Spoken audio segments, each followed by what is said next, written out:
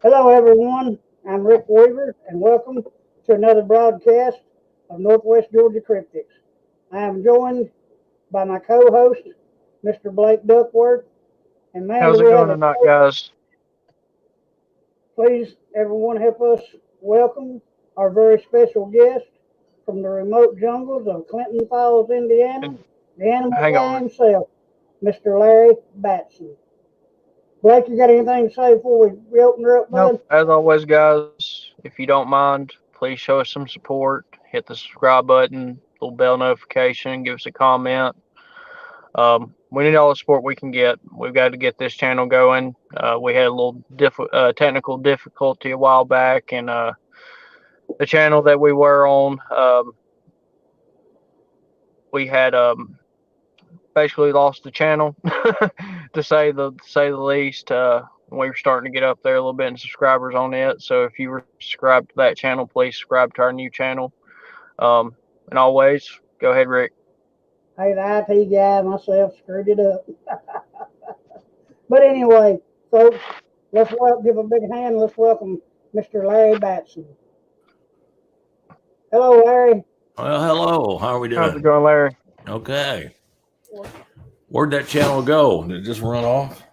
Yeah, hey, I screwed my email Mr. up, right, Ricky. and put it back into it.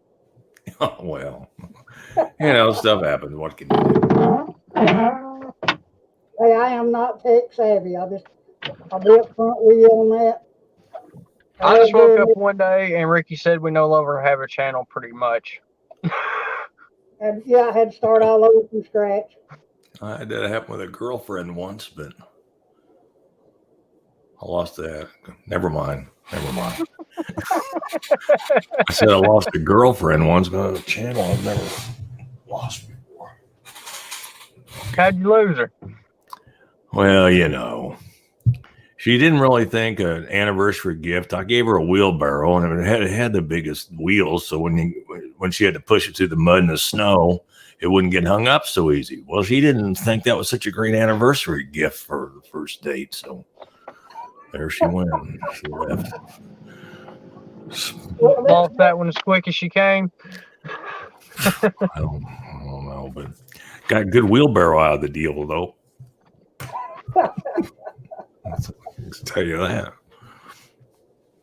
Probably still got it, don't you? Yeah, we do. Absolutely. They're good for 50,000 miles or so. Yeah, I've got one at the back of the house, and I've probably got that many miles on it. Yeah. This is a wonderful thing you guys going. You're from Georgia? Yeah. We are. North Georgia. Well, northwest Georgia. I've been to Georgia a few times. I'd love to go down there snake collecting in the summertime. No, I'm sorry. Where are you from, Larry? Indiana. Indiana? Yeah. Okay. Up here in the Midwest. Yeah, that's right. We're Yankees. No. You're up there in Bigfoot country. Well, there's a couple around here. There's a couple around the house here. Every once in a while, one will show up and stir up stuff. You see, because we keep wild animals here. I have tigers and bears and baboons and snakes and alligators and stuff we use for our wildlife lectures in schools. So, it's and every once in a while, something will wander through the woods to get the tiger's attention. So it makes me want to think, Yeah.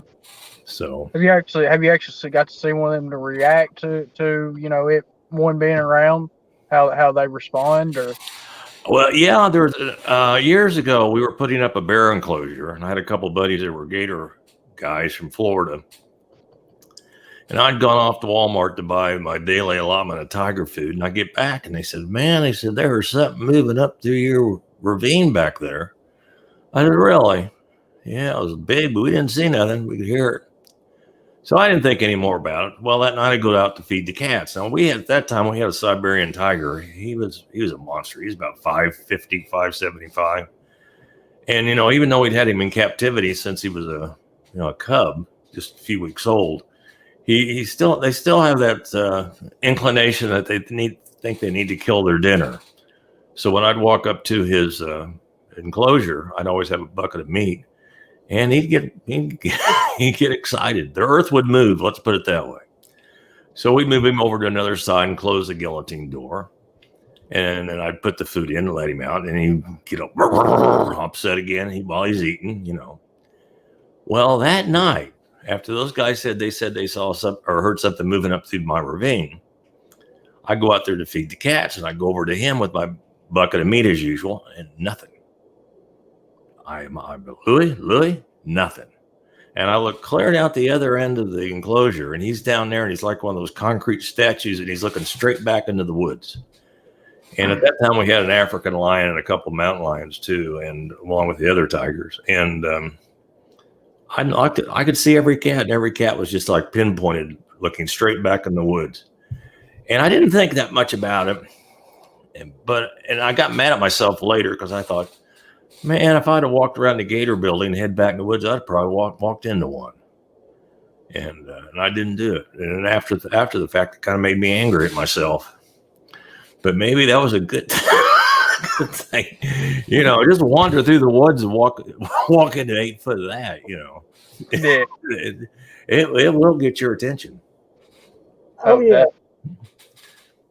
Absolutely. So, Larry, if you want to, I mean, just kind of give a little bio about yourself, you know, who you are. I mean, just whatever you want to share about yourself and what you actually do in the cryptid world, or, you know. Well, I'm a wildlife educator, and I have for 40 plus years gone to schools all over the country with animals doing educational programs. We've worked with the Discovery Channel, Animal Planet, Mutual of Omaha's Wild Kingdom. And we've done a lot of national television shows, whatever. And one of the people that I work with, now this is probably before your time, but there used to be a show on television called Mutual of Omaha's Wild Kingdom. Oh, yes. Remember it very well. Oh, yeah. I figured you would. Oh, yeah.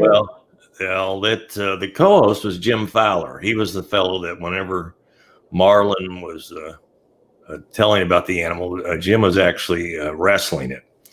So, Jim called me up one day, and just out of the blue, he called me up, and it was about a 90-degree day. I'm in the monkey house, and not in a very good frame of mind. And the phone rings, and I pick it up, and the fellow says, "I'm Jim Fowler." And I'm thinking, which one of my friends knows how to imitate Jim Fowler? They were pulling something, and then I talked to him for a bit and realized, hey, this is the real guy.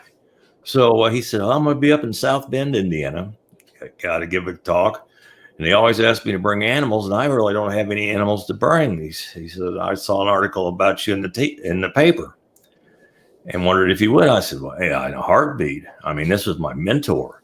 So we drove up to South Bend, did a program with him. And then from then on, we went out and did Johnny Carson with him, I don't know, 3 or 4 or 5 times, and Oprah Winfrey and the Today Show and some other stuff too. And well, anyway, he'd have these speaking engagements, and he had one in Georgia. This is where this story all began, at Callaway Gardens in Columbus, Georgia.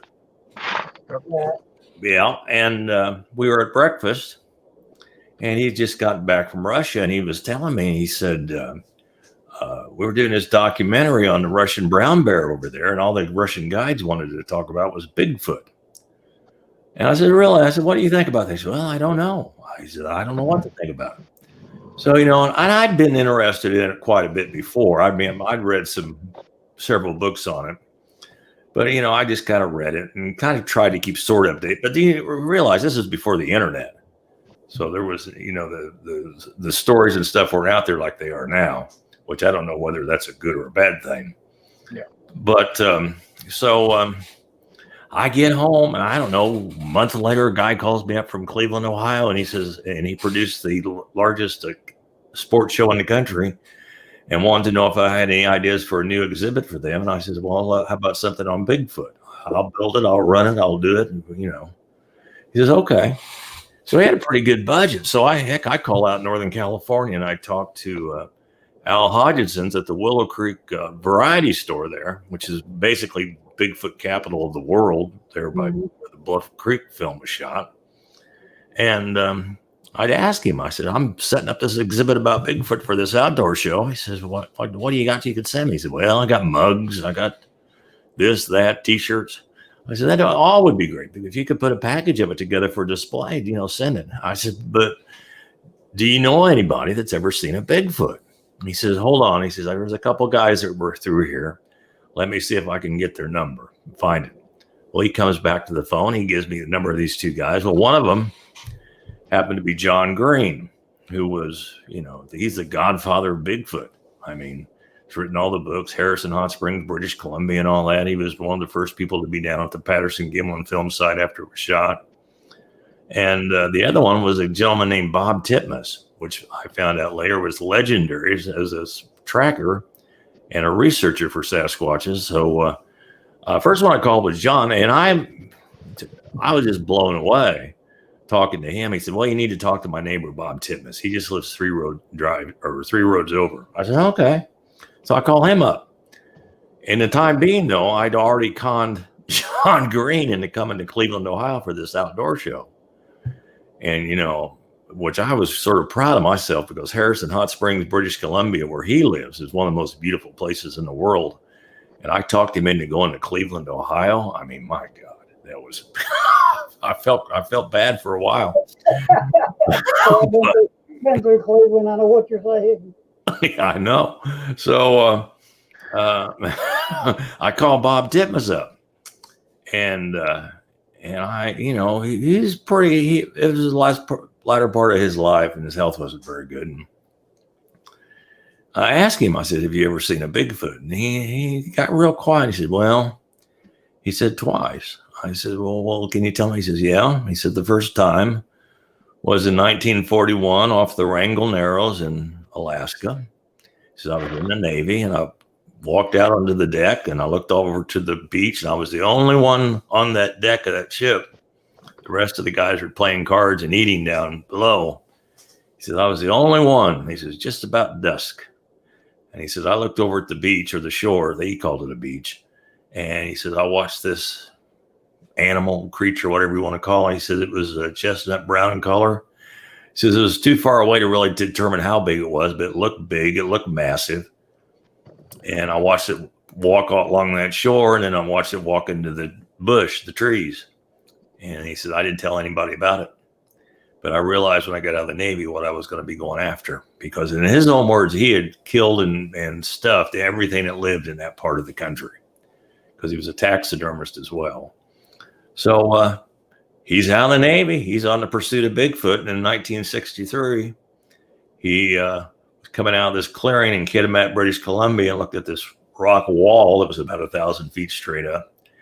And he watched 3 of them freestyle climb this rock wall, like those guys do at Yosemite. They put a little chalk on their hands, and a lot of them don't even use any safety ropes. And they just feel for a crack and pull themselves up. Well, he watched those 3 Sasquatches do that.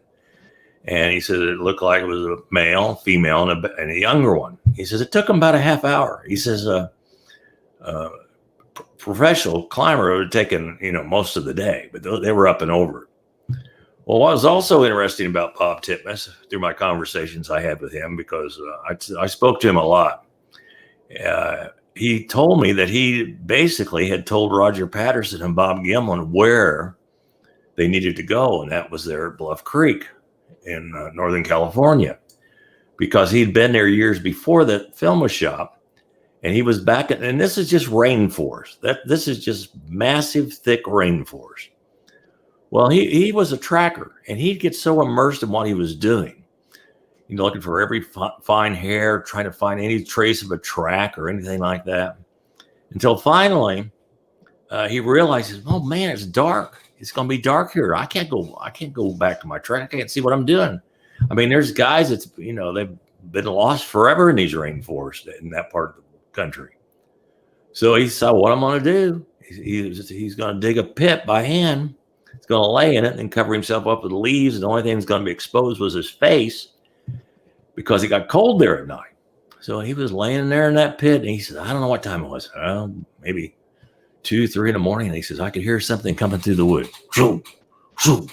Now, first, he thought it was elk. And he thought, oh my God, if it's elk, he says, they'll kill me. Those hooves are like razor blades. He says, but he gets to listening, and he realizes this is 2-legged. This is bipedal. and he hears it coming closer and closer, and he's just laying in there in that pit. Then he hears it stop. Then he can hear it like it's smelling the air. And he's thinking to himself, you know what's happening is it can smell me, but it can't figure out where I'm at. So then it just started walking back and forth through the woods. And this happened all night, breaking limbs, throwing rocks, screaming. And when he got up, when the sun came up, it took off. And he climbed out of that pit. He said, Larry, he says, it looked like where that thing had gone back and forth through there all night. It looked like a bulldozer had hit it. He saw tracks. He saw everything. So when years later, when he's in 67, when he's back there again, looking for the prints that the one left when Patterson and Gimlin were making the film, he's looking at this track in the sand. And he's looking at it and he realizes that this was the same animal, same creature that was walking back and forth through the woods that night. He was in that pit, the one they had filmed, the one they call Patty now. He says, I could look at that print. And I said, I knew right away it was the same one. And you see, Bob had told me, Bob Gimlin, that they had found 3 tracks, different sets of tracks back there. In fact, one of the things that Roger was afraid of was because Bob wanted to track that Bigfoot. He wanted to follow it on horseback and then follow it as best he could. And but Roger wouldn't let him go because he knew there was 2 other ones back there, and he was afraid that he would get attacked. So that was that's how that ran. But so I go do this sportsman show in Ohio with John Green. And one of the most amazing thing about it now, of course he's passed, but if I was to do an event in a major community or city like Cleveland and was going to have John Green show up and speak, there would be unbelievable crowds. We'd only have 15 or 20 people. I couldn't believe it. It was just like, that's before this all hit, those silly TV shows. Now, they can get the guys from Finding Bigfoot or Not Finding Bigfoot, and they'll show up at one of those conferences and they'll fill up the place. So it's like, So I'm sitting in my room. First night we did the Bigfoot display in Cleveland. My phone rings, and I pick up the phone, and he says, "You the guy on TV today?" I says, "I am." He says, "I want to talk to you about Bigfoot." Well, I was a little burned out on Bigfoot. I didn't really want to talk about it much. I've been doing it all day. I'd had enough of it. And he says, "Well," I said, "why don't you come to Cleveland and I'll get you tickets to come in. We'd love to meet you." He said, "No." He said, "That's 100 miles away." He lived in northeastern Ohio. He said, "No, I'm not interested." He said, "All I'll tell you is I've been at war with them." So that got my attention. So I decided to have a little conversation with him. So in our conversation, I said, "I've got to go to Syracuse, New York here in about a month." I said, "I could stop by your house and we could just talk in person." He says, "That would be fantastic." So I stopped by his place on the way to Syracuse. We had animal presentations to do up there. And I was amazed. I mean, he's a tool die maker. But he had this journal. This journal was amazing. I'm looking through this. I said, "I wish I'd have time to read all this." And his wife looks at me. She says, "Well," she says, "if you give me 2-3 weeks, I'll type it all out and send it to you." I said, "You're kidding." No. Sure enough, 2-3 weeks, there's the journal. And it basically is the most amazing piece of work I've ever seen on this subject. I mean, just amazing stories and the stuff that had happened to him. And it was just unbelievable, which I think eventually we're going to put it over on a book. I did some cassette tapes years and years ago with this journal. And we've been doing it. I have a Friday night Bigfoot show, and I've been talking about it on it. And people enjoy it, but it's just amazing what had happened to him, in Ohio, because Ohio's Bigfoot country. Parts of Indiana are, well, Georgia. I mean, my God, there's only about a gazillion places for them to live there. And a food supply is insurmountable. Yeah, especially in our mountains around here. I mean, it's very dense. It's very dense woods around here. Yeah, it's awesome. It's brutal. I mean, and the food's there. People. I always get a laugh out of people that say, "Well, how can it support an animal like that? How can these woods here, especially here in Indiana?" I says, it's not a problem. I mean, we had bears here 200 years ago, and their diet's basically the same, and they've got an hors d'oeuvre that's walking around. That's so plentiful. I mean, they could live on possums, and there's only a gazillion of those. So, Well, deer here, we have abundance of deer population. I mean, they're thousands of deer in our area. oh well, yeah, that's. I had a fellow here in Indiana. In fact, he was talking about he was deer hunting. He was up in a stand, and he was watching this doe through his scope, and he wasn't interested in shooting it. He says, I wanted a nice buck. I wasn't interested in shooting this doe. I just watching it. And when he's watching this doe, all of a sudden out of the underbrush comes this Sasquatch. And see, this fellow was totally disbelieved that anything like this could exist. He was blindsided with it pretty much. Yeah. Well, the Sasquatch come out and punched the deer in the ribs, knocked it to the ground, grabbed it by the hind legs and beat it up against a tree and killed it. He watches all this, and he sees it tuck it underneath his arm and walk off with it. And needless to say, well, he says, I haven't gone hunting there since. He says, if you're willing to go back there, I said, well, there's really no need to. I mean, that's happened, 3 or 4 years ago. And I mean, when you see a deer get mangled to death, pretty much, I mean, that's enough to probably do it for you for that area, I would say. Well, anytime you go in the woods, that's always going to be in the back of your head because you're thinking, what's watching me? I mean, how many times you walk into the woods, you go, you just feel like something's watching you. You just feel it.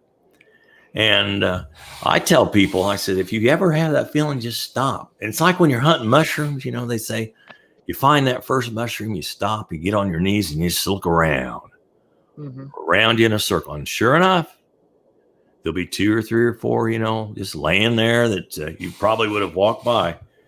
And well, that's how it is at one of the areas we visit a lot, actually, where I had my personal sighting. I seen a family back in 2011 at a lake called Alatoona Lake here in Georgia. And that's how it is when you go down there. It's a creepy area anyway, because they are a rural cemetery close by where we actually had my sighting.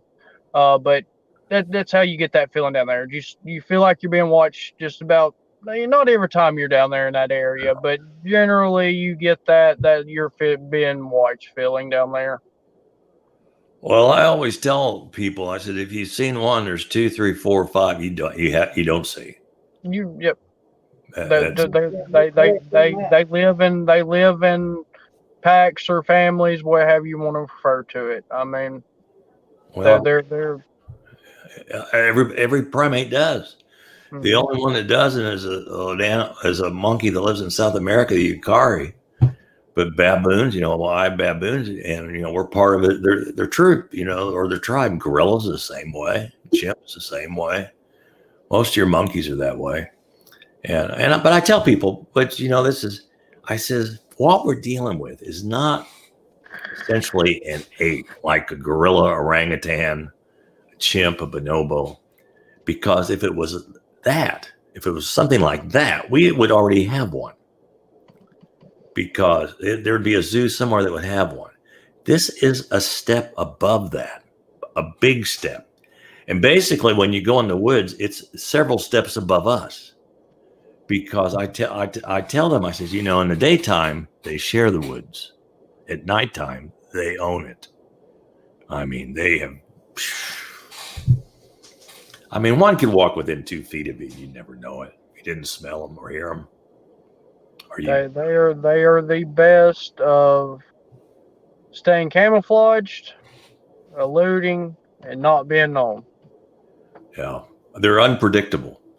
That's why I laughed so much at that television show that came out this year, where they'd taken the computers and they mapped where the sightings were, and what was that show? Expedition Bigfoot. Bigfoot Oh, yeah. expedition. Yep. So their computers are going to tell them where they were going to be. Yeah, I'm thinking, yeah, right. We better be sure to tell the Sasquatches that live there that they need to be. Larry, I've had this debate with hundreds of people in our area, and of course, during doing this show, what are your thoughts on Sasquatch using cave systems? Caves? We have one of the largest cave systems in the world right over here in northwest Georgia, about 20 miles from us over at Lafayette. Over there, I try and think of the name of the WMA over there. But cave runs for like, I don't know. I'm sure they do. I'm sorry, go ahead. I'm sure they do. I'm sure if you got caves in there, I'm sure they utilize them to some extent. Well, I know I've had conversations with a lot of the old time Bigfooters, and a lot of them, say that, oh no way, there's no way they'll even consider going in a cave. Oh no, they fear nothing. My opinion is bears use caves. Yeah. Any other type of creatures that I can think of that's in our neck of the woods, and I've hunted, these woods in my area for the last. We use caves. Yeah, last 40 years, Even our ancestors, the Indians that were here in this area, they utilize cave systems. So, my opinion is, why not Sasquatch? Well, yeah, I mean, that's only makes sense. Anybody says that they don't know that much about them to make that determination. You know what I'm saying? Because you go in a cave, you get down a cave at 60 degrees year round. I mean, right away, that would explain the. Now, I've got a question. We would consider you, a more of an expert since you deal with animals. What's your personal opinion on Bigfoot or Sasquatch? What do you think they are? I have not a clue. Australopithecus is what? Yeah, that's the closest, judging by what people described to me, seen. If we're going to give it something like that, if it's a species that's completely undetermined, that's a possibility too. But I think Australopithecus is the closest thing we have to. I can remember calling up Chicago at the Museum of Natural History. This was years ago. And I was talking to them about Gigantopithecus blackeye, and I'm talking to the guy's really excited. He's telling me all about it, And as soon as I said, "What do you think the possibilities of that could be the explanation for what a Bigfoot is?"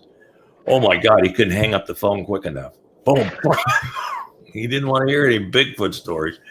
Then you got George Schaller, who's the foremost zoologist in the world, who studied the snow leopards and so forth. And on his office in Chicago, he's got a couple of Bigfoot castings on the wall. People ask him, they'll say, "Do you think there's anything to that, George?" He says, "Well, there's no evidence that they don't exist. There's none." And he's right. There's not any evidence. I mean, it's either the greatest hoax that's ever been put out, and we've got tens of thousands of people that are all in it together, or it's the most unbelievable animal we may have on this planet. That's what I try to explain to people. We have, I can't remember how many reported sightings here in the U.S. Don't get me wrong. You're going to have people either do it for attention, misidentification, but then you have the credible witnesses that have seen something they cannot explain, that have nothing to gain by sharing their story or telling people what they have experienced. Those are the ones that don't want to say clarify or, justify, but there are too many people that have seen something for them not to be something out there. Well, that's the way I've always felt about it. I thought, I know people, and you as well, and you probably do it. I mean, you would go under oath to say that swear on a stack of Bibles, it's what you see. You saw a family of Sasquatches. You would do that. I said, yeah. Well, there's lots of people that have had sightings that would do that. They would go to court. They would, take lie detector tests and all this. And it's kind of funny. Somebody's testimony can put someone in prison for their whole life. It's somebody's testimony that they saw a 8-foot bipedal animal, though they just blow it off. It's just under the rug. And I had the opportunity to talk to what I've always considered to be the greatest eyewitness ever on the Sasquatch Bigfoot mystery. And his name is Bob Jackson, and he was a Yellowstone Park Ranger for 31 years and patrolled by himself the Thoroughfare District, which is the most remote area in the United States, hunting poachers by himself. He arrested more poachers in Yellowstone than all the rangers combined. His testimony had put people in prison and taken property, whatever, cost him tens of thousands of dollars. Well, one day he's on patrol, and people that worked at the park, they'd find things. They found a completely deboned elk with these huge human-like footprints around it. People would hear these god-awful screams that would come out of the mountains that could not be made by any other animal that they could even know of. So he'd heard things. Well, he's on patrol one day, and he's got his pack horse behind him, and he's riding the other horse, and all of a sudden their nostrils started flaring up, and usually what that meant was there was a grizzly bear in the vicinity. And, it's always in the back of your mind in Yellowstone. So he climbs off the horse, and this pack horse is just going nuts. And he looks down the valley, and he can see this deer. And he says, this makes no sense. If there's a grizzly bear in the area, that deer wouldn't be just hanging around. By the time he thought that, all of a sudden that deer took off, and right behind it was 7 foot of bipedal animal chasing it. He watched it chase that deer from Willow Grove to Willow Grove there in the park. He wrote it in his logbook, what he had seen. Now, I thought for a long time he waited till he retired to talk about it, but that wasn't the case at all. He wrote it in his logbook, exactly what he had seen that day, that he had seen a Sasquatch. And when I gave my talk to the U.S. Fish and Wildlife Service years ago, I got so many emails from naturalists, park rangers all over the country that had seen something, but were always afraid to talk about it. So anybody that says there's no such thing, have done no research into it. Zero. They've watched the TV show maybe once or twice, and that's it. Yep. They've not looked into it because they're just another animal we got on this planet. It's all it is. And there's different species all around the world of these things. It's just an animal that science won't. What am I looking for? My mind just went blank. Knowledge. Yeah. Well, I don't really care if the mystery ever gets solved myself. Because I know you were saying that you don't know if it's good that, with our TV shows and stuff, the stigma it brings on the community, or, whatever you want to call it. It's not necessarily a good thing, because I feel like a lot of the evidence nowadays is hoaxed, especially with the internet and everything we have nowadays and people watching these TV shows. It's hard to tell what's real and not real when it comes to evidence now. Well, it is. And, a lot of these things we read on these various pages and stuff is big fat guys in their basement on their computers making up, seeing what they can stir up or who they can stir up. I did the biggest mistake I ever made was answered one of those idiotic comments, saying, you don't know what you're talking about, man. Yeah. I'm absolutely going to tell you that right now. You do not know what you're talking about. I had my first encounter with the creature back in on July the 5th, 1981. I was actually float fishing a small creek about 10 miles from where I live here, and our route, me and Jeff Hendricks, buddy of mine, had spent most of the day there fishing, and we had just went over a little waterfall about, I don't know, probably 5 foot high, went down. The raft dipped. I kind of scared me. I thought the raft was gonna sink there for a minute, but we shot the rapids, went on down, and there was a turn in the creek around to the right.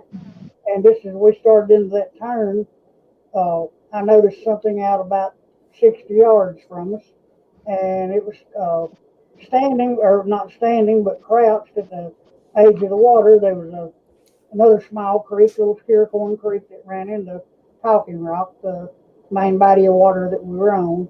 And I noticed this animal crouched over at the edge of the water on the end of this sandbar where it came out into the main part of the creek. And when I first saw it, I thought it was a bear. But then I thought, no, wait a minute, this thing it's crouched over like a man. It and it looked like its paws was down in the water. Well, the closer we got within about 40 yards of it, the thing stood up. Well, the first thing I noticed automatically when this thing stood up was when its paws come up out of the water, it wasn't paws. It was hair covered hands, covered down to about the middle knuckle in hair. Fingers was probably twice as long as ours. The thing stood there, looked at us, and turned and bolted the fastest anything I've ever seen run in my life into the thick brush behind it. And that was my first encounter. That was, like I said, 40 years ago, and I have been doing research, ever since that time. Blake and I had an encounter in 2011 where, hey Blake, can you take over just a minute? This is Ethan. I got to talk to him this second. Yeah, go ahead, buddy. But what Ricky was saying is, so basically, I kind of got into the Bigfoot world by accident. I was a paranormal investigator, and there's this cemetery in Bartow County, Georgia. It's a rural cemetery on the north end of Alatoona Lake. We had started going down there doing just investigations, paranormal investigations, and basically we started having some weird stuff happen. Started with a howl. We'd actually been down there. We were getting ready to leave, and we had heard a howl. And Ricky is actually a retired taxidermist also. So, I mean, he's heard everything they are to hear in the woods around here. I grew up in the woods around here. I'm from here. So, I've heard most of the animals that are in the woods around here. This was something we couldn't explain. Was not anything I'd ever heard before. Definitely shook us. We left pretty fast after we heard the howl. We didn't stick around. We didn't really talk about it much that evening. A couple of days later, I was on YouTube. And like I said, this was in 2011, so YouTube hadn't been around very long at that point. But there were some howls on YouTube, and a lot of the howls that I listened to resembled what we'd heard to a certain extent. More of the sheer top howls, but that's the best way I can describe it. That's when the idea of what we'd heard actually, I guess, hit us. I mean, that's what got us into going down there and kind of doing a little research. Basically, after that, we started going down there and, trying to get response as far as howls, and we did get a couple of responses. Then we started having rocks thrown at us. And this was over a period of time. This was probably a 4 or 5 month period of time from when it all started to what's leading up to my actual sighting, if not a little longer. My dad was actually down there with us one night. We'd been telling him about all this stuff that we'd had happen down there, and he actually got rocks thrown at him that night. We've had a tree sound like it was broke and thrown. That's more or less, a guess, but that's what it sounded like. It was fairly close to us, but of course we did not see the tree fall or be thrown or anything like that. Then one night, I'd been out there basically all night long from about 12 to that next morning at sunrise. And it actually been raining that whole night, and it stopped raining right about sunrise. And this was midwinter, so the water levels were actually down on the lake, so you could actually walk around the actual bank of the lake So we would walk back in this cove. And probably about a mile, 3/4 mile from the cemetery. Now this area is you're 5-6 miles away from anybody's any homes or anything like that, and it is a WMA, so it is a wildlife management area.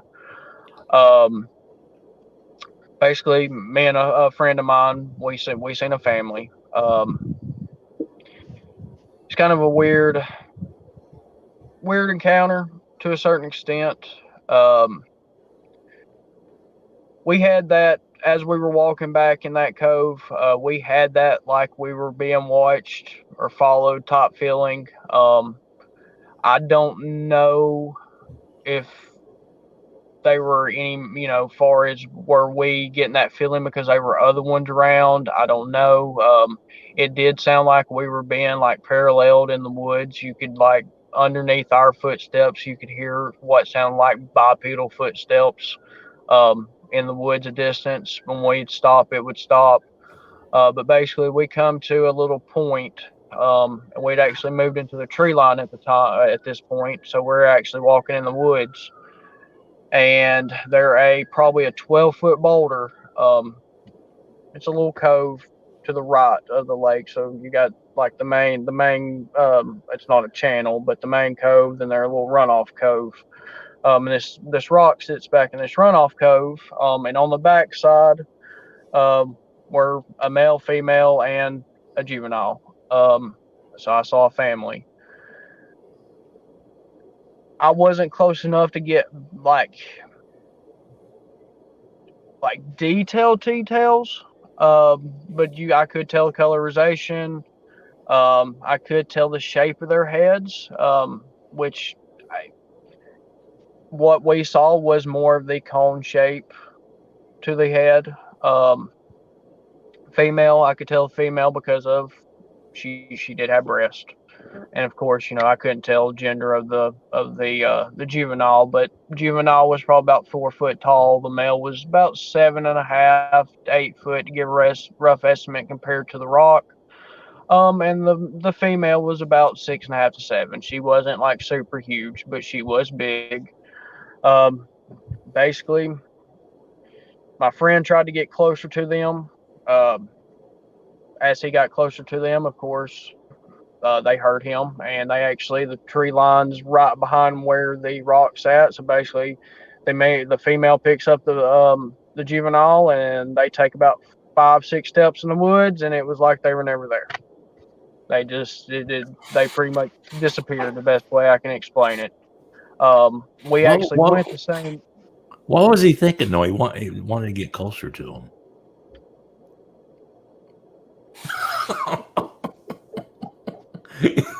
You know what I'm saying? You know what I'm saying? Same question I asked him. I'm not him. I can't speak for him. I was content where I was at. I wasn't getting any closer. I mean, when you see a mama bear and a cub, your first thought is, I need to get a little closer. And all this happened with we did get to actually have this sighting for about 1.5 to 2 minutes. It wasn't super long, but it was a long enough sighting, a lot longer than most people's sightings. Most people it's 10 seconds, 15 seconds, they can't catch a glimpse of one, but no, we actually did get to look at these creatures. I actually had a picture, of course, this flip phone. I had a flip phone at the time. And like I said, we were within probably 100 to 150 yards. So not close enough for the cameras at the time to take a good, clear picture. Right. I actually, at the time, I'd actually talked to the BFRO. My sightings or my encounters actually on the BFRO.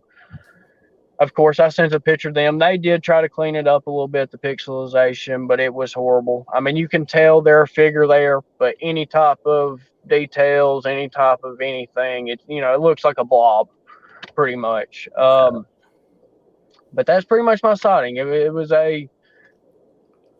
Well, that was a pretty good. I don't want to say a traditional sighting, but I mean it was. Nothing bad happened. I mean, and that's. A lot of people, I don't want to say call them aggressive or I shouldn't say call them aggressive, but they have aggressive encounters, of course. That's with any type of animal. Well, every animal. We've been down to this location hundreds, if not 1,000 times over the years.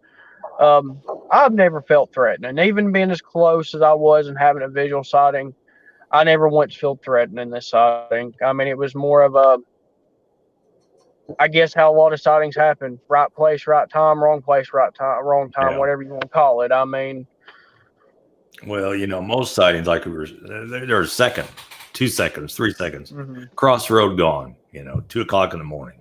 Yep.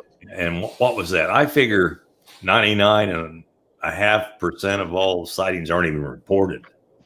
Nobody's told anybody. Because of obvious reasons. They don't want people to look at them like they're nuts. And then there are the people that have a lot of sightings. They don't tell anybody because it's their vacation area. Well, that's the only sighting I've ever had. I mean, of course, I've heard howls. I've had other experiences. But I don't know why I got to. It don't make sense to me. Just like most sightings, why did it happen? How did it happen? None of that makes sense to me. There's such an elusive creature. I don't know if we were just, like I said, right place, right time. I don't know what they were doing. I don't know what they were doing there. Living. Yeah, I mean, they weren't in the water. They weren't, they were literally just standing there, kind of just looking. I guess best way to describe it. I mean, just another day to them. I mean, that's all it is. Yeah. So here's the thing about wild animals, and not only Sasquatches and Bigfoot, but they are so focused. I mean, from the moment they wake up, day or night, they're paying attention. Yep. It's survival. Yep. They don't have hobbies. Animals don't have hobbies. They don't, get involved with some of the silly stuff that we do, obviously. But they're very focused. They're very, very focused, and if they have a behavior, they'll keep that behavior, forever. And the thing about the Sasquatch is they're high enough. They all have different personalities. You say one says, well, they're not aggressive. Well, that may not always be true. I had a fellow that I talked to many, many times. He lives up in Washington. He was telling me about the reservation next to him. And they had 3 young men get up or went to run the salmon nets, and they never come back. Well, they sent some of the tribal elders to look for him. They found him. The first one they found, he was underneath a pile of boulders. These 300-400 pounds apiece they had stacked over the body. The second one guy found, he was just kind of like a hamburger. He was just been torn to shreds.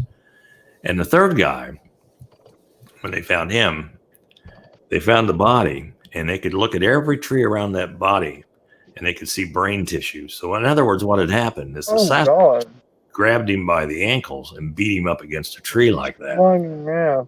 Yeah. And this is a common behavior for them, because I talked to a sheriff in Washington, and he told me about the night he was on patrol, and he could hear coyotes. Then he could hear something sound like coyotes, and the sounds come together, and all of a sudden this fight broke out. And he listened to that, and as soon as it got light, he went looking, and he found at the base of this tree 2 coyotes that had been beaten up against that tree. That's how they'd been killed. And you remember what I said earlier about the guy that watched the one stalk the deer and grabbed it by the legs and beat it up against a tree. And I had a Native American. I was doing a local TV show, and I didn't disclose any locations or anything. And this gal calls me up, and she was part Indian. And she told me, she said, well, you're talking about this particular forest. I said, well, I am. She says, there's 5 of them that live in there. I said, how do you know that? She says, I just know. She says, I can call them in. I can call them to us. I said, really? He says, but remember something. You'll be risking your life. Because if you get between a male and a female, or a male and a baby, the male will grab you by your ankles and beat you up against a tree and kill you. I mean, she just said that just as calm and Ricky, I wonder if that's what we heard that night with that goose down there. You remember that? Oh yeah, I do remember that. We heard a goose sound like it got mangled. I mean, that's the best way to describe it. I've never heard a goose make these noises.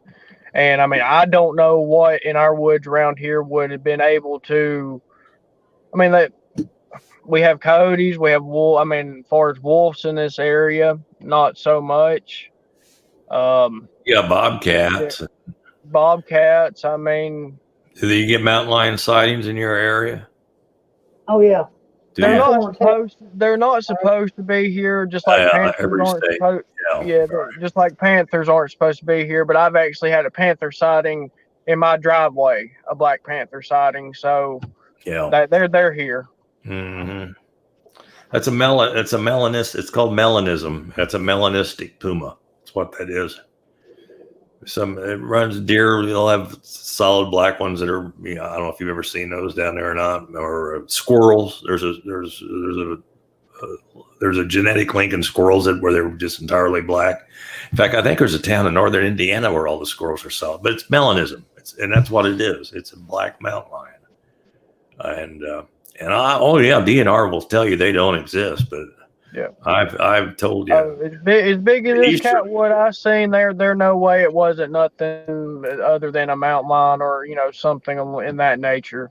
It was, I mean, the tail on this thing was probably 2 foot long. Yeah, foot and a half foot long. I mean, it had a long tail.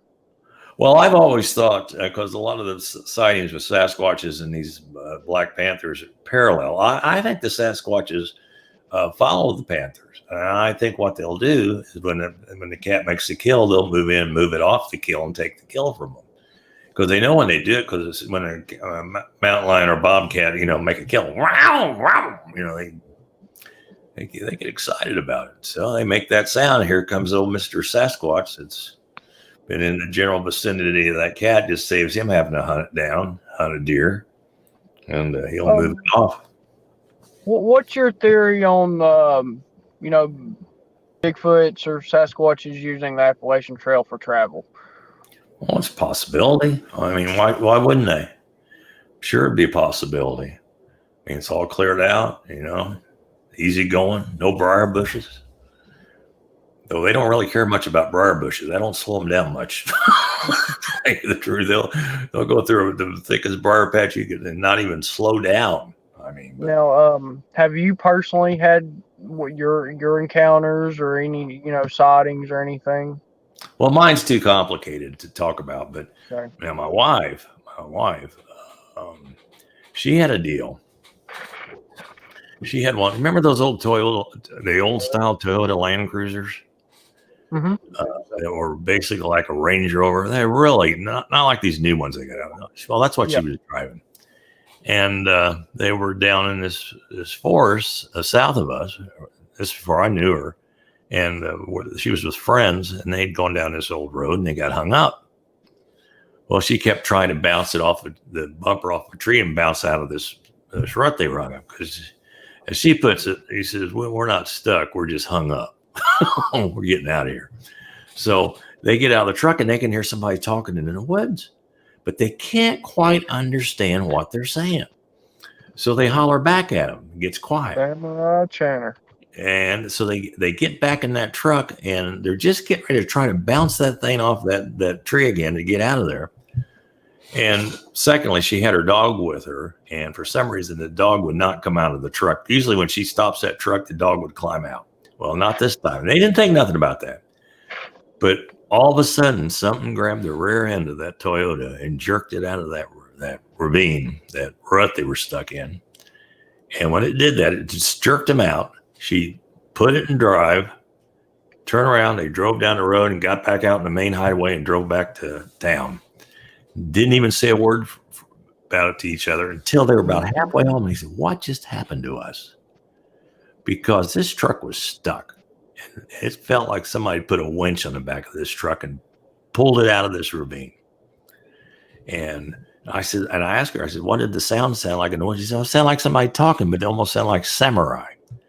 Well, if you listen, yeah. So if you listen to the Sierra sounds, and it's I said, I encountered the same thing down at the lake where Blake was discussing earlier.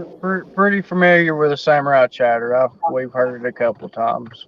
Well, I hear it in Ape Canyon. You know, I know Mark Marzell, who basically, you know the story about Fred Beck and Ape Canyon where they'd had. Oh, yeah. Well, Mark had gone there and actually found the remnants of that cabin, and they'd camped back there. And he told me several times they'd heard that samurai chatter back and forth through the woods there. But yeah, that's it sounds like humans talking, but no actual pronounced words is the best way you can describe it. I have one friend. He says, Larry, he says, we're going down to Force Morgan Monroe. He says, I got my blaster. I said, what do you mean you got your blaster? He said, I got a big old PA system. I said, you do? He says, yeah, we blasted bat in the woods. And he said, you got any ideas what we should blast? You know, sound? I said, well, why don't you get on YouTube and see if you can find some gorilla sounds? I said, that'll really tick them off. Or baby cries, baby, you know. So he's down there. He's got these massive speakers set in the woods, and he starts playing. And he calls me. In fact, we were doing our show on Friday night. He's calling me in. And said, well, what do you think of this? And he starts. I'm hearing these sounds of these gorilla sounds getting magnified through the woods, and these baby cries. I'm thinking there's probably right now a roadblock for people trying to get out of that forest. Wondering what the heck's in these woods. I thought, my gosh, that's funny. He claimed one night they used the gorilla, and he said they'll never do that again because it stirred him up pretty good. Yeah.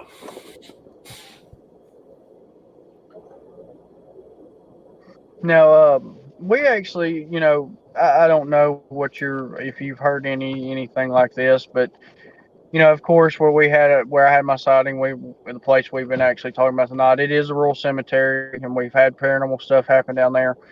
But what's your take on orbs and coinciding with Bigfoot? Because you know, I'm sure you've heard of people saying they see orbs in the woods where there are a lot of Bigfoot activity or Bigfoot sightings. Because me and Ricky actually seen about a 4-foot diameter orb down there in this area where we had some encounters at. Well, I don't know about that. I respect what people have seen, but I've always said if I see one get off of a spaceship, I'm done with it. I'm not interested in it. Done over, no more. No more. I'm only interested because it's another living animal in our forest, you know. I look at too. I tell kids, kids are interested. I says, you know what you kids need to do? He says, you need to put together a Bigfoot research group, and that'll get you in the woods. That'll get you out and get muddy and dirty and get, wading in creeks looking for stuff, and not only looking for Bigfoot, but looking for other animals and learning about the outdoors. And I says, yeah, I think that's the greatest tool for me for the Bigfoot thing. I get more of a charge out of my Friday night shows. We have a first grader, young ladies at Bigfoot. She's ate up with it, and she's funny. She came on one week and was trying to teach me how to do a Bigfoot call, and she's just a hoot. And I asked her, I said, Annabelle, I said, what would you do if you ran into a Bigfoot? She says, well, she said, I'd go up and give it a big old hug. I said, oh. And I says, have you seen a Bigfoot? And he says, no, but you gotta believe. You gotta believe. I said, oh no, okay. So yeah, where's she at here? I got a picture of her. Oh, there's Annabelle in her Bigfoot outfit. Oh, her Bigfoot hat and her shoes, and yeah, she's a trip. That's how my 5-year-old, he knows the difference between Yetis and Sasquatch. You can ask him if Bigfoot's mean. He goes, no, Yetis are. Well, when I gave my talk to the U.S. Fish and Wildlife Service after it, I was in the lobby with a bunch of guys just shooting the breeze. And a guy walks out. He says, you know what? He says, if it wasn't for Bigfoot, I would have never learned to read. I said, really? Why is that? He says, they could get me to read Bigfoot books. That's about it, I said, well, whatever it takes. That's for sure. Yep. Absolutely. Whatever it takes. Well, I've got a brother-in-law that works for the Federal Forestry Service for God over 40 years. Ricky Hughes. Rick's retired now. Been retired a couple of years. Still does consultant work with them. But I was asking Rick what his take was on Bigfoot here a while back, and Rick told me, he said, I'll tell you what, brother. He said, as many times as I've been in the woods in my life working with the Federal Forestry Service, he said, I've seen things that I don't even want to discuss. And that's all he'd ever tell me. Whether he actually had a sighting of a Bigfoot or whatever, I don't know. But the man has been all over this country, all over Alaska, overseas fighting fire, and he that was his basic answer to me. He had seen things in the woods that he just would not discuss with me. Well, when I was in Washington with the wildlife people, there was a couple of guys from South Carolina that had driven up there a week early, and that's 400-mile trip. I think that's what they said. So they ended up coming back the next week, man, which I was amazed. And they found me and they said, "We want to show you something." Okay. Come on out to our car. I said, all right. So I go out there and he pop up the trunk and he pulls out these castings. And I looked at them, and what they look like was a lizard foot. I mean, you could see the scales, you could see the long nails, but they were, bigger than even an alligator would leave. So I'm looking at this thing, and it's the most bizarre thing I'd ever seen. So I go. I said, I'll be right back. I'm getting a fish and wildlife guy here. So here he comes, and he looks at him, and he just says, "That's screwed up. That is so." And he just walked away, just shaking his head. That is so screwed up. I don't know what the heck. And they claim that they'd hear it stripping cypress bark off the cypress trees back here in the swamp in South Carolina, and they hear it screaming and running through the woods, and they were lucky enough to get these magnificent castings. And I took pictures of them, and I don't know what ever become of them. I was so angry when I looked at my camera. I said, "What are those pictures of those castings?" Because they were. By the way, the word that he used, it wasn't screwed up, because it was more spontaneous than that. But then that was, So, and then we talk about weird stuff. My fellow I know up in northeastern Ohio, who had all this activity and written a journal that I was talking about. He was sitting on his porch one night and he sees this shadow move up along the side of the barn. He's thinking, "Oh God, there's one there right now." He's going to walk into that light. I'm going to get a really good look at it. So he's sitting there, and all of a sudden it walked into the light, but it wasn't a Bigfoot. It wasn't a Sasquatch. It was half man, half horse. And he said it had the ugliest face he'd ever seen. He said it let out a scream.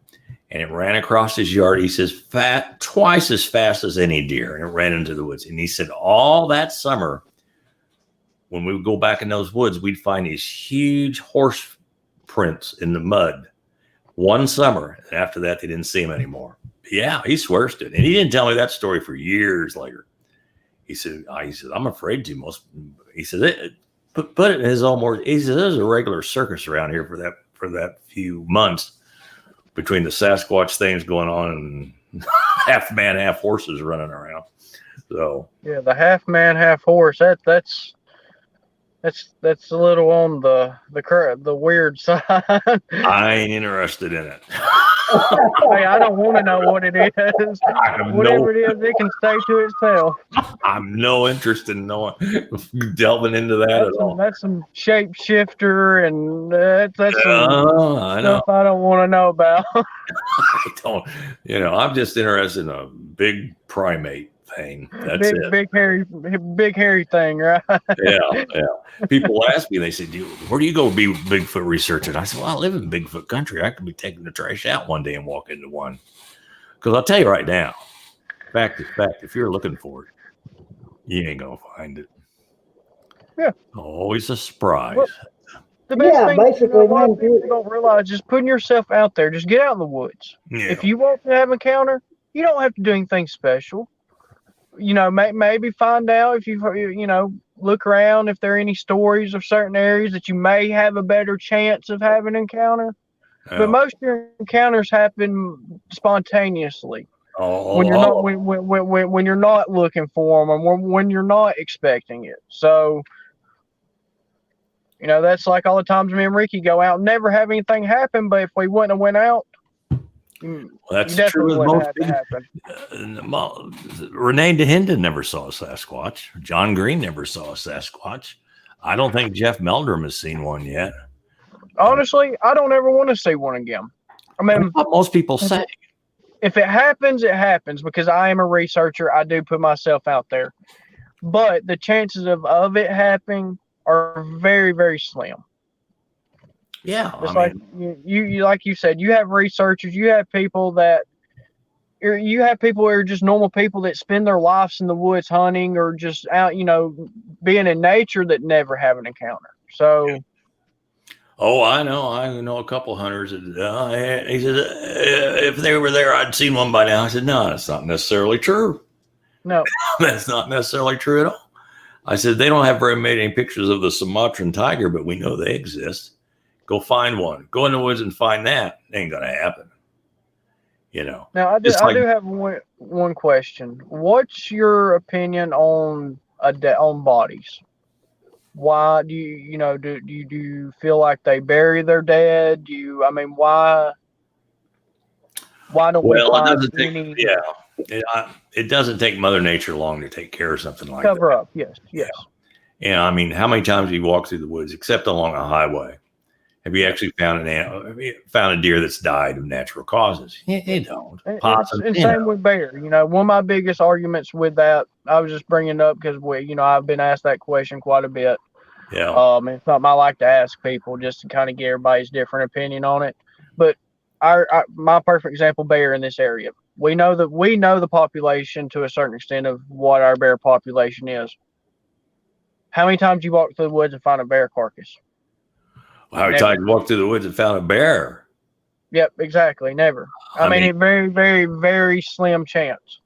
So you take a creature that we have no clue the population of. Mm-hmm. That's got to be smaller than bear population. The chances of walking up on a body is going to be slim to none. Well, I think they have. I was watching a television show, and this Eskimo this is up in Alaska. He talked about watching these grizzly bears. This grizzly bear died, and basically a couple of other bears dug a pit and rolled it over into the pit and covered it back up. They basically buried it themselves. I believe these are smart enough to realize they don't want to leave evidence around.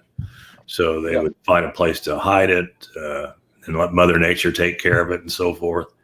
Yeah, they don't work so hard being elusive and just leave a body laying on the ground. Yeah. Another point that I like to make on this is we have no idea what the decomposure rate is on these things.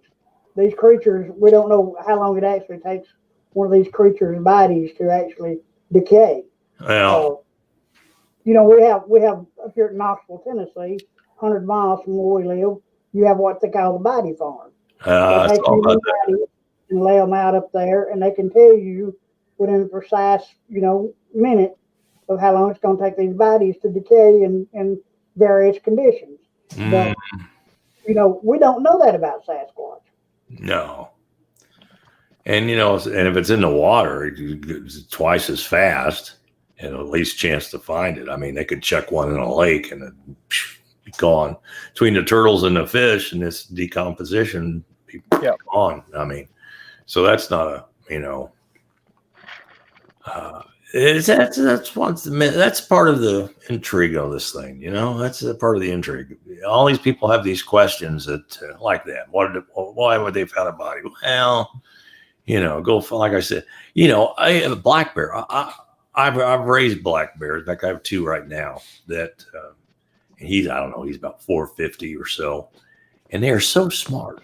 They are so smart. I think a friend of mine who was a trainer said he believed that bears were as smart as the great apes, except they didn't have the facial expressions that chimps and gorillas and so forth have, but they do. They are very, very, basically, you couldn't hunt a bear unless you were using dogs or bait.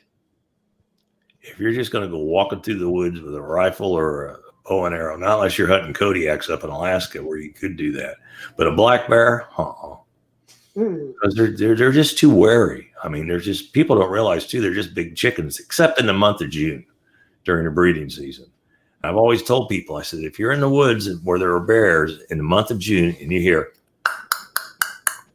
I said, walk the opposite direction, because that's the sound a male bear makes during the breeding season. And he's a lot more aggressive, twice as aggressive, because the male I had here, until we had him fixed, he would try and kill me in the month of June. I tell him, I said, I'm not interested in her. I have no interest in that other bear. But it didn't matter. He'd go up and take bites out of 6x6 feet of lumber. He's just looking at me, you know. So, but they're so smart. This bear, we have a long horse trough. We'll fill it with water. They get in. They'll turn that sucker over. And I walked by it one afternoon. And I said, Buck, I said, I'm going to go get the hose, turn that back over so I can fill it back up. And by the time I'd gotten the hose and got back there, he was sitting in it like a bathtub. For me to hook that hose up and start filling that tub up. I mean, that's smart. That's very smart. Oh my God. Another question I have, Larry, as far as people making misidentifications of Sasquatch or seeing a Sasquatch and then playing it off as actually seeing a bear or whatever. Well, you raise bear. I mean, you have them there in your enclosures. I have actually seen bear in the wild. I've hunted this area, like I said, ever since I was 7 years old. I've seen plenty of bear in the wild. And to me, there is no way that I could actually mistake a bear for a Sasquatch. No, there's no doubt. And usually when somebody questions themselves what they saw, it wasn't a bear then, for sure. It was, personally, I don't think they look anything alike. So, it's people that know nothing about the outdoors that make those. I couldn't tell whether it was a bear or what it was. Well, you don't know anything about the outdoors. I mean, so your report's useless. It doesn't do us any good. Well, I ran into the same thing years ago, and it doesn't have anything to do with Sasquatch, but we were sitting in a little diner up at Chatsworth. This was back in the early 70s. Oh, and I know what you're telling. These two young guys come rolling in. They're probably in their late teens. Come in the store there where we're at there at the diner, and they were just having a fit. They had been up and killed their first 2 deer. And I told her, I said, boys, y'all got to come out here and look at these things. And man, you ain't going to believe it. Honest to God, Larry, we walk out of the diner, go out to the car, they pop the trunk. There are 2 goats in the back of the trunk. I had conservation officer tell me that in North Africa, there's a thing called a Barbary sheep. It's got big, huge horn, like a bighorn kind of. Right. Well, one guy had one got loose up in northern Indiana, and they were chasing that thing for weeks. And finally, guy brings it into the deer checkout station. They looked back and said, "That's not a deer, sir. That's a Barbary sheep from Africa." That one poor guy kept getting his cows shot, so he started taking paint and writing "cow" on the side of his cows. So the dumb deer hunters, Yeah. Hunters are like anything. You got some great ones, and you got some they all just stay out. Ones that don't ever need to step foot in the woods. Yeah, there's people in this area, man, it really does not need to be allowed in the woods. I was sitting outside of Cabela's there in West Virginia one time, and I look at this guy walks out, and nothing against people that are large, but this guy's, he's looks like a tomato walking, and he's got him a crossbow he just bought, and I'm thinking, Man, if he wings something with that crossbow, there is no way he's ever going to follow the blood trail and he couldn't make it through the woods. And that's what I said about they have a sense of humor because they see some guy walking through the woods, just kind of with cameras hanging off of him, and they're kind of watching him, checking him out, and realizing they're finally putting it together. This guy shouldn't even be out here. Where's a rock? I'm gonna chuck a rock at him. Get him the heck out of here. Let's remind him that he was second guessing coming here anyway. Well, I tell him now. I says, you research guys. I says, you shouldn't wear your camouflage because you think you're going to hide from one. No, you think you're not going to. Your best bet, and plus, if they see you in camo, they're going to think right away you're a hunter. They don't like hunters. They've probably been shot at maybe once or twice. I got better luck being just a normal person. Well, I tell them, I said they need to go to Walmart and buy them the most colorful, bright Hawaiian shirt they can find and wear that. And it's going to catch their attention. It's going to catch their attention. It's not going to label you as a hunter. Set up your camp and, don't go lurking through the woods like I'm looking for. Don't go like you're Mission Impossible, pretty much. Don't. Right. Yeah. If you got kids, bring them. There's all those stories how they walked into camp while the kids are in there and stuff. Just and if you're in a Bigfoot area, Smokey Crabtree told me the best call he ever found Smokey Crabtree is the legend of Bogey Creek. That film was about him. And he said a rabbit distress call. And I've told a couple people that, and they said, yeah, it works really well. It really works too well. They're very curious animals. And anything you can do to raise their curiosity is going to play in your favor, as far as if you are trying to gather evidence or have a sighting. Well, I've always said, and a couple of the young guys that take care of our Facebook page, Footers Forum, they were down there and they said, they're throwing rocks at us. I said, well, throw them right back. throw the rocks. I says, make them mad. Get a good look at them. They'll come up and check you out. He said, well, you're trying to get us killed. I said, no, that's what you need to do. They throw rocks at you, just throw them right back. See what happens. It's all experiment. Either something good's gonna happen, or something bad's gonna happen, or nothing's gonna happen. So you got three outcomes. I interviewed a guy a few months ago that he told me that he frequents a state park up in Tennessee quite a lot, and he said that 3 years ago he was up there and he'd had these things throw rocks at him. We went back the next weekend, 2 or 3 weeks, following. Same thing happened when he'd go to camp. He had to walk in about a quarter of a mile. He said, where you camped at. And these things along about 10 o'clock at night would start throwing rocks at him. So he came up with a brilliant idea. He went and got him a bucket of tennis balls and took them with him in there. And he said that night when they started throwing rocks, he started throwing these tennis balls into the woods. Yeah. So he said, you guys could hear these things running back and forth through the woods, I guess chasing these tennis balls. Well, what got me about the whole deal, I didn't tell you how smart these things are. He said that the next morning, when he got ready to leave, he went back to his car, and on the hood of his car was every tennis ball was placed on the hood of his car that he had thrown into the woods that night. Yeah, well, it's who knows? Who knows? Maybe who knows? There wasn't other Bigfoot researchers in the woods. We've discussed that before. Yeah. I wonder how many times somebody's actually been out. Yeah. So, but I got in trouble here one time because I was doing a interview for some Bigfoot thing. I forget what it was, and they said, Larry, you know what you need to do? You need to bait them. I said, well, how do you do that? He said, well, you get you a baby Ruth bar that brand specifically? They said, yeah, Baby Ruth bar. You hang it in a tree high enough. The only thing that can get it has to be 8 feet tall with arms 5 feet long. So, and I don't eat candy. So we're at Walmart in line, and I reach over and grab the Baby Ruth bar. My wife sees that. She says, what's that for? And I told her, oh my God.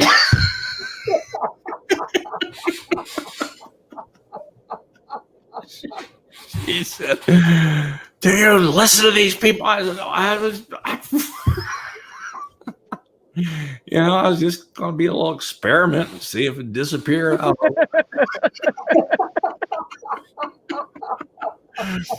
So I didn't do that, but in fact, I didn't even get it bought. As soon as she found out what my ideas were, and then the Walmart cashier, she wouldn't have bit supportive on my side either, so that made make things any better. So anyway, it's crazy. It's a lot of fun, but there's guys that get ate up with this. It's like a disease. Yeah. 24/7. That's all they think about. I told one fellow, a friend of mine, who started a conference up in New York. The first time he had it, I went up there, and they had their little meeting where all the community came in and told what they'd seen and so forth. And his wife was running the projector and selling drinks. And I told her, I said, you'll learn to hate Bigfoot. She just gave me the honest look, and now they are divorced. I mean, they are divorced, and his children would get made fun of at school and stuff because old dad was ate up with Bigfoot. It is easy to let it consume your life. I mean, especially if you are a knower, not a if you are a knower, especially, let's just say that if you've actually had something happen to you that you can't explain, it's not necessarily even a mission to prove it to anybody else, and it's not really even a mission to prove it to yourself, but it's just a curiosity. Yeah, now it is. I don't. I've been there before. My wife had a beautiful, magnificent trip to Myrtle Beach, South Carolina, and it was right after I got that journal from Ohio. And she went down there a day before, and I flew down, and it was supposed to be a romantic weekend. I've got this stupid Bigfoot journal. I'm reading in the chair there in beautiful Myrtle Beach in this condominium. And I got a little tense there for a while. but yeah, I couldn't set it down. I'm guilty of it. I mean, not so much anymore, but back, especially the first couple of years after I had my sighting, I let it kind of. Every time I could, I was getting out. I mean, it was just, I did it a lot more than I do now. Yes, I'm more into the research side of it now, but I'll have a busy life. So, I can't just drop my life and get out every chance I can. I get 2 days off a week, and I've got a family, and I go when I can. I would love to let it consume my life a little bit more than what I'm able to now, but. Well, I do it, and I always have a good. When I tell my wife when I do these type of things, or when I do talks and so forth, I go there for one reason, to make money for my animals, because we raise money for our animals. And one of the ways I do it is I do artwork, and I've done these big. In fact, I was going to grab one here. Been trying to grab it for like an hour.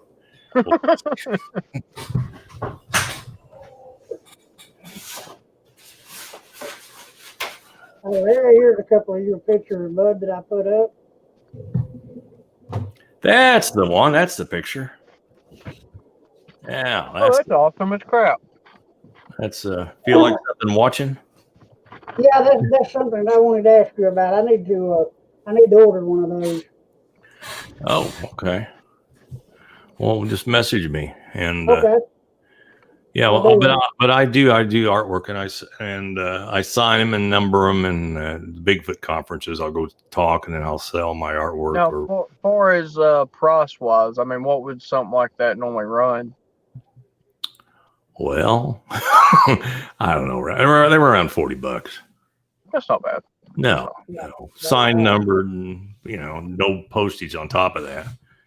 But yeah, and I've got DVDs I have from my U.S. Fish and Wildlife lecture that I've sold to. So, because let me tell you something, I've got to have a reason financially to go do these things because I leave my wife with so much responsibility. You got to pick up the slack a little bit. You hit it right on the head, and I've got to come home with a little cash in my pocket.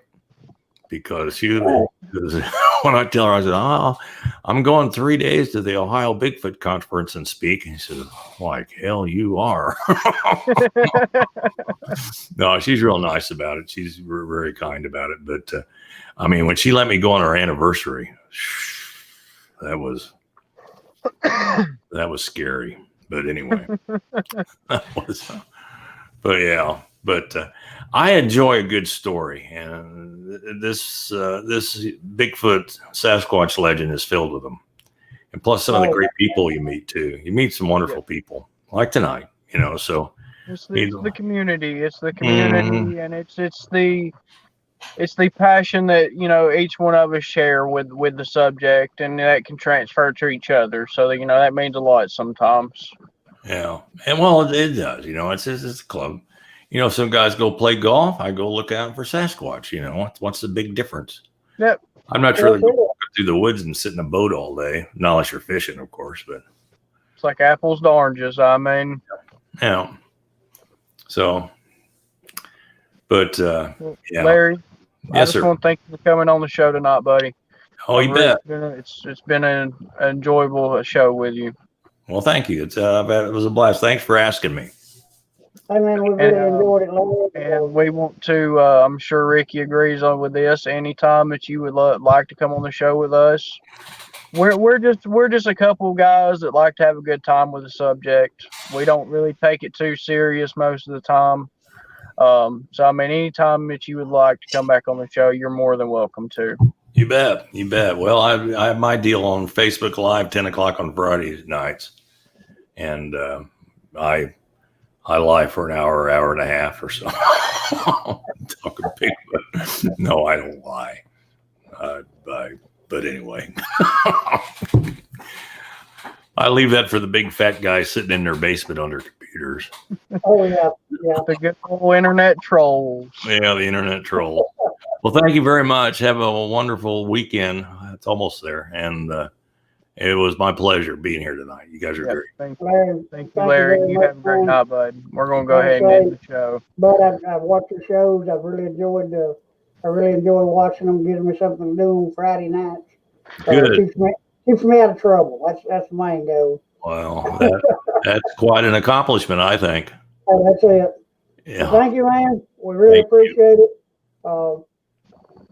Like Blake said, anytime you want to come back, chew the fat with us again, just give us a holler. We'll be more than glad to have you back on the show. You bet. Thanks.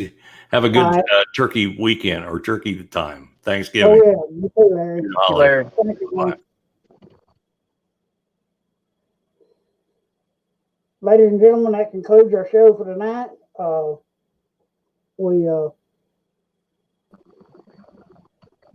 There you go, Blake. Sorry, buddy. I told you I'm not an IT guy. But now, ladies and gentlemen, that concludes our show for tonight. Mr. Larry Battson. Larry, a real good guy. I really enjoyed having him on the show. Like I said, I'll extend another welcome to Larry in the near future. We'll have him back on here and have him talk all Bigfoot with us. Blake, you got anything else, bud, before we go? Nope, as always, guys. Thank y'all very much. If you don't mind, please hit the subscribe button, bell notification, leave a comment. Just let us know you like our content. Still a growing channel. We'll probably never grow real big, but hey, we just do it for fun. We're just a couple of normal guys that like to talk to people pretty much. So, but thank you as always. All right. Thank you, folks. Hope you enjoyed, and we'll see you next Wednesday night. We have a guest lined up next Wednesday night, Mr. Tom Cantrell. So please join us. I think you'll really enjoy Tom. He's a published author. Got, I think, 32 books under his belt. Tom's an old timer in the Bigfoot world. Tune in next Wednesday night and hear a discussion with Tom. Blake, see you, bud. Thank You guys have everybody a and good good night. Thanksgiving. Have a good evening, guys.